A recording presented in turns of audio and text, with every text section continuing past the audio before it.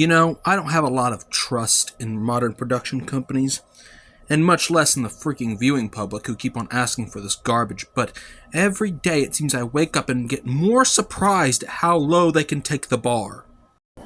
For those of you who don't know or haven't been aware, X-Men 97 just premiered on Disney+.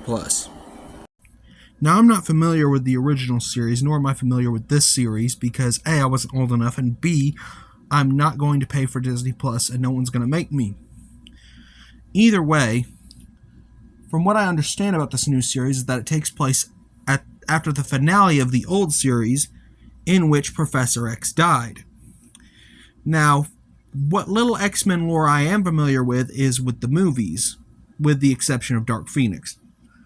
Now, the show itself has won over fans new and old of the series. I myself, not having a dog in this hunt and mostly not trusting Disney to make a good product at this point, decided to leave out of it. Now, I wasn't surprised that the fart-huffing homunculi of the public would like it, but I was surprised with what they said about the villain. Boys and girls, let's get into the meat and potatoes of this video. If I have to hear another person say that Magneto is right, I will open fire. If it weren't for the fact that a bunch of the fans of this show are older fans from the original series, I'd have thought everybody's memory was just thrown in the trash. Case in point, Magneto isn't right. Are we just going to sit here and pretend like there wasn't a whole series beforehand, a ton of comics, and 7 movies proving this man wrong? Are you serious? Let me make myself as clear as polished glass. Magneto isn't right. An author with a clear bias got himself into the writer's room of this show and convinced you all he was.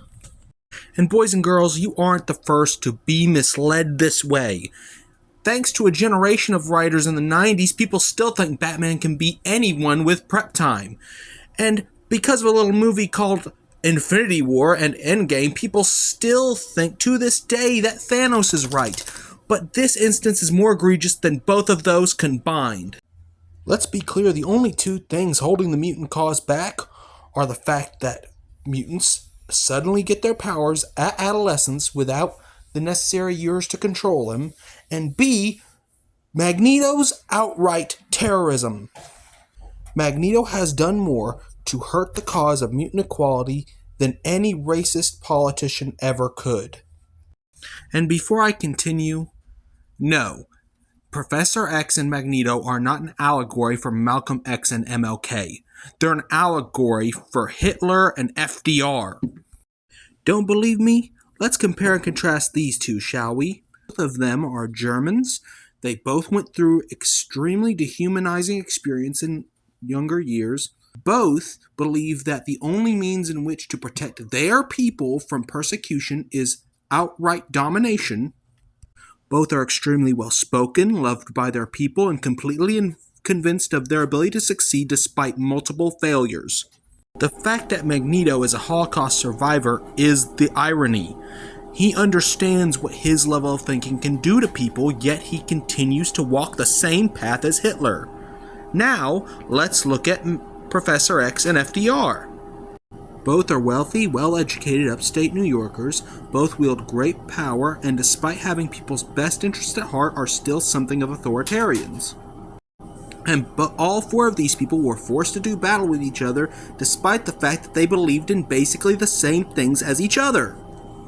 Both Hitler and FDR were socialists, and both Professor X and Magneto are mutant activists.